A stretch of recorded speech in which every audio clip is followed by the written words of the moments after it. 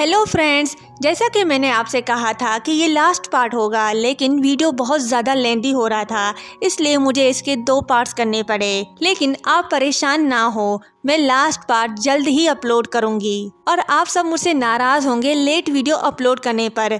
मैं आप सबसे बस यही कहूँगी कि मुझे थोड़ा सा बर्दाश्त करें और थोड़ा सा सपोर्ट करें। मैं बहुत जल्द ही डेली वीडियो अपलोड करने की कोशिश करूँगी, तो बस आप सबके सपोर्ट की बहुत ज़्यादा ज़रूरत है। वीडियो की शुरुआत यंग ही के मौत से होती है। यंग ही के मरने के बाद तीनों दोस्तें उसे याद करके बहुत उदास होती हैं।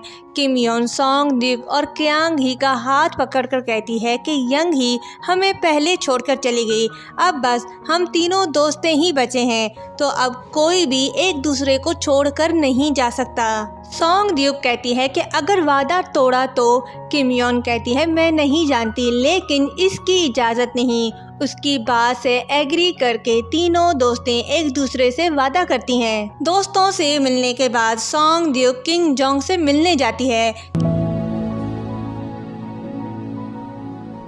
किंग जोंग उससे उसकी तबीयत का पूछता है तो सॉन्ग द्यूक कहती है कि वो ठीक है, तभी वो उससे मिलने आई है। फिर वो कहती है कि मैं गलत थी। किंग जोंग पूछता है किस लिए, तो सॉन्ग द्यूक कहती है कि मैं अकेली नहीं जिसने अपना बच्चा खोया। एक्चुअली मुझे पता था कि तुम्हारा दिल भी टूटा है। मैं तुम्हें बाकी सबसे ज़्यादा अच्छी तरह जानती थी, फिर भी मैं मतलबी बनी रही। मैंने सोचा कि तुम ठीक हो जाओगे क्योंकि तुम एक बादशाह हो। फिर उसका हाथ पकड़कर कहती है कि बादशाह होने के बावजूद तुम्हारा दिल टूटा होगा, ये ज़्यादा मुश्किल रहा होगा क्योंकि तुम एक बादशाह हो। किंग जोंग कहता है कि मैं ठीक हूँ, मैं बर्दाश्त कर सकता हूँ और मुझे बर्दाश्त करना पड़ेगा। क्या तुम वाकई ठीक हो? क्योंकि पहले तुमने अपने बच्चे को खोया और अब अपनी सबसे करीबी दोस्त को। क्या तुम मुझसे नाराज़ हो? मेरे पास उसे बचाने के पावर्स थे, लेकिन मैंने ऐसा नहीं किया। क्या इसके लिए तुम मुझसे नाराज़ नहीं हो? सॉन्ग द्यूक कहती है कि वो शुरू से ही जानती है कि वो कितना अच्छा बादशाह है, और वो ये भी जानती है कि उसके पास और कोई चॉइस नहीं था, और कहती है कि ये बुरे दिन बहुत जल्द ही गुजर जाएंगे और बहुत जल्द ही अच्छा वक्त आएगा, और जब वो वक्त आएगा तो सब ठीक हो जाएगा और हम दोनों साथ होंगे बिल्कुल उसी तरह जैसे हम पहले थे। नेक्स्ट डे किंग जोंग को न्यूज़ दी जाती है कि क्वीन जंगसुन का भाई मर गया है।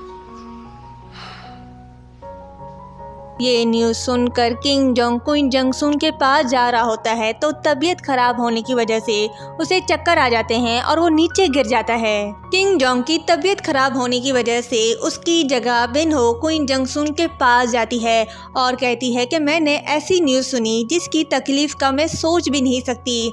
क्वीन जंगसुन किंग जोंग के बारे में पूछती है। बिन हो बताती है कि उसके आंखों में इन्फेक्शन हो गया है, तो वो डॉक्टर के पास गया है। क्वीन जंगसुन कहती है कि उसे किंग जोंग के पास होना चाहिए, ना कि उसके पास।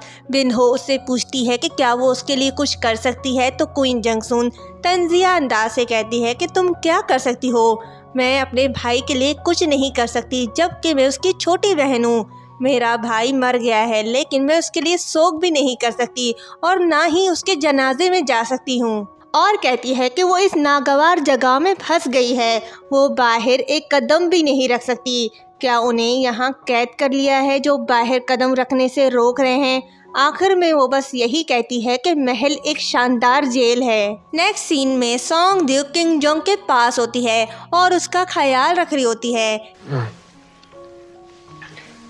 किंग जोंग को होश आता है और सॉन्ग द्यूक से पूछता है कि वो यहाँ कब आई। सॉन्ग द्यूक कहती है कि मैं थोड़ी देर पहले आई और मुझे खुशी है कि कोई सीरियस बीमारी नहीं है। किंग जोंग कहता है कि उसे बस मामूली सी सर्दी लग गई है, तो वो परेशान ना हो। सॉन्ग द्यूक उसे आराम करने का कहती है। किंग जोंग उससे पूछता है कि वो जा रही है, तो सॉन्ग द्यूक कहती है हाँ, क्योंकि उसे आराम करना चाहिए। किंग जोंग उसे थोड़ी देर रुकने का कहता है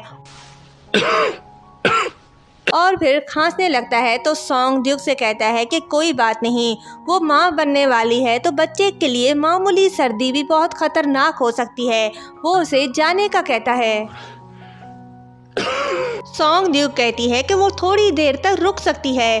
किंग जोंग कहता है जब मैंने तुम्हें रुकने का कहा तब तुम जा रही थी और अब जब जाने का कह रहा हूँ तो तुम रुक रही हो। सॉन्ग ड्यूक कहती है जब तक वो सो नहीं जाता वो उसके पास रहेगी। किंग जोंग उसे बुक देता है और कहता है कि ठीक है फिर उस वक्त तक बुक रीड करो जब तक मैं सो नहीं जाता।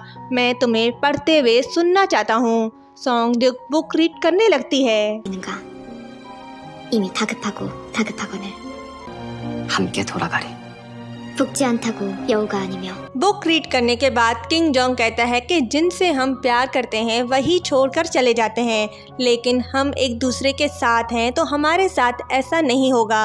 सही कहा ना। सॉन्ग ड्यूक बड़े प्यार से उसके चेहरे को छूती है तो किंग जोंग को उसका हाथ गर्म लगता है। फिर उसके माथे पर हाथ रख के उसका फीवर चेक करता है तो उसे पता चलता है कि सॉन्ग ड्यूक को फीवर है। किंग जोंग उससे पूछता है कि उसे कब से फीवर है। सॉन्ग ड्यूक कहती है कि मैं ठीक हूँ, तुम एक स्ट्रॉन्ग मैन हो तो तुम जल्द ही ठीक हो जाओगे।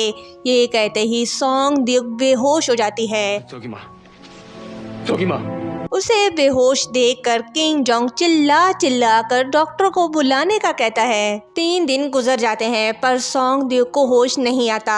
डॉक्टर के कहने पर लेडी सुई उसके लिए होममेड मेडिसिन बनाती है पर सॉन्ग ड्यूक पर कुछ असर नहीं करता। किंग जोंग वहीं सॉन्ग ड्यूक के पास होता है और उसके होश में आने का इंतज़ार कर रहा होता है, पर वो सॉन्ग ड्यूक का हस्बैंड ही नहीं इस कंट्री का बादशाह भी है। उसके बगैर ये कंट्री नहीं चल सकती। ताए हु लेडी सुई से कहता है कि वो किंग जोंग को पता है कि चीफ स्टेट काउंसलर बादशाह से मिलना चाहते हैं तो उसे वहाँ जाना होगा। लेडी सुई कहती है कि वो कैसे जा सकता है, अगर सॉन्ग ड्यूक को कुछ हो गया तो। ताए हु माफ़ी मांगता है और कहता है कि वो पब्लिक सर्वेंट्स हैं तो उन्हें अपना काम करना होगा। वो किंग जोंग को इन्फॉर्म करने का कहता है। लेडी सुई के बुलाने से पहले किंग जोंग वहां आता है और ताए हु से कहता है कि वो उसके साथ जाएगा और लेडी सुई से कहता है कि जैसे ही सॉन्ग ड्यूक को होश आए तो फौरन उसे इन्फॉर्म करे। ये कहते ही वो ताए हु के साथ चला जाता है। किंग जोंग के जाने के बाद लेडी सुई सॉन्ग ड्यूक के पास जाती है और उसका ख्याल रखती है। सॉन्ग ड्यूक को होश आता है तो लेडी सुई कहती है कि शुक्र है तुम्हें होश आ गया, तुम 3 दिन से बेहोश थी। वो उसे इंतजार करने का कहती है ताकि वो डॉक्टर को बुलाए और वो उसे मेडिसिन दे। लेडी सुई जा रही होती है तो सॉन्ग ड्यूक उसे रोकती है और माय लेडी कहकर उसे बुलाती है तो लेडी सुई कहती है कि सॉन्ग ड्यूक को उसे ऐसे नहीं बुलाना चाहिए। सॉन्ग ड्यूक कहती है कि वो उसे पहले की तरह बुलाना चाहती है। फिर उसे कहती है कि वो ठीक हो जाएगी, उसका दिल बहुत स्ट्रांग है और उसकी यही बात उसे बहुत पसंद है। उसकी माँ प्यारी थी लेकिन उसका दिल बहुत कमज़ोर था। अच्छा होता अगर वो लेडी सुई की तरह स्ट्रांग होती। लेडी सुई उससे कहती है कि थोड़ी देर इंतज़ार करो, मैं बादशाह को बुला कर आती हूँ। सॉन्ग ड्यूक मना करती है और कहती है कि किंग जोंग को नहीं, प्लीज़ मेरे दोस्ते क्यांग ही और किम योन को बुलाओ। लेडी सुई उसे हाँ कहकर उन्हें बुलाने जा रही होती है लेकिन रुक जाती है। उसे एहसास होता है कि उसे पहले किंग जोंग को बताना चाहिए, इसलिए वो उसे बुलाने जाती है। किंग जोंग सॉन्ग ड्यूक के होश में आने का सुनकर भागा भागा उसके पास आता है और खुश होकर कहता है कि तुम्हें होश आ गया।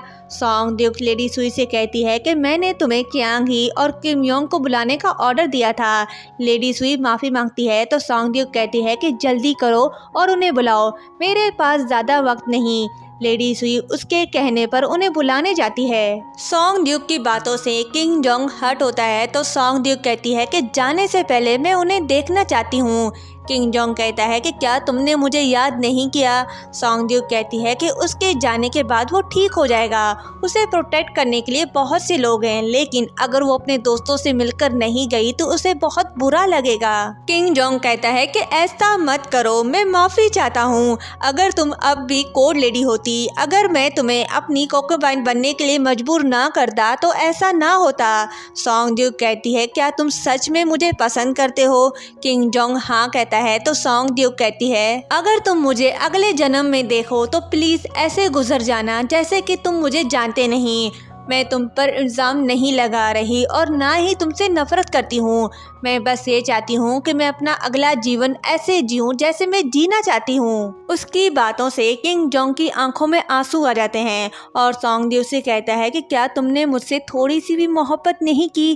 क्या तुमने मेरे लिए कोई फीलिंग्स नहीं रखी? सॉन्गड्यू कहती है क्या तुम्हें अब भी ऐसा लगता है? अगर मैं तुम्हें पसंद ना करती तो मैं भागने के लिए कुछ भी कर सकती थी। मैंने तुम्हारे साथ रहने का फैसला किया और ये सब मैंने अपनी मर्जी से किया। ये कहते ही वो उसके चेहरे को छूने की कोशिश करती है, पर छूने से पहले सॉन्गड्यू अपने तीसरे बच्चे के साथ मर जाती है। इस ड्रामे में सॉन्गड्यू के 2 बच्चे बताए गए, लेकिन हिस्ट्री से मुझे पता चला कि इससे पहले सॉन्गड्यू की एक बेटी थी जो पैदा होने के कुछ हफ्ते बाद ही मर गई थी। क्योंकि ये ड्रामा कुछ साल आगे का दिखाया गया है तो इसलिए लास्ट एपिसोड में ये बात नहीं बताई गई। सॉन्गड्यू को मरता देखकर किंग जोंग उसे अपनी आंखें खोलने का कहता है और रो कर कहता है कि मैं गलत था, प्लीज मुझे छोड़कर मत जाओ। किंग जोंग की फीलिंग्स तो मैं बयान नहीं कर सकती, पर आपको दिखा ज़रूर सकती हूँ, चाहे इसके लिए मुझे कॉपीराइट क्लेम ही क्यों ना आ जाए, क्योंकि ये सीन बहुत इमोशनल है। 제발 가지 마라. 그깟 독이마. 가지 마라.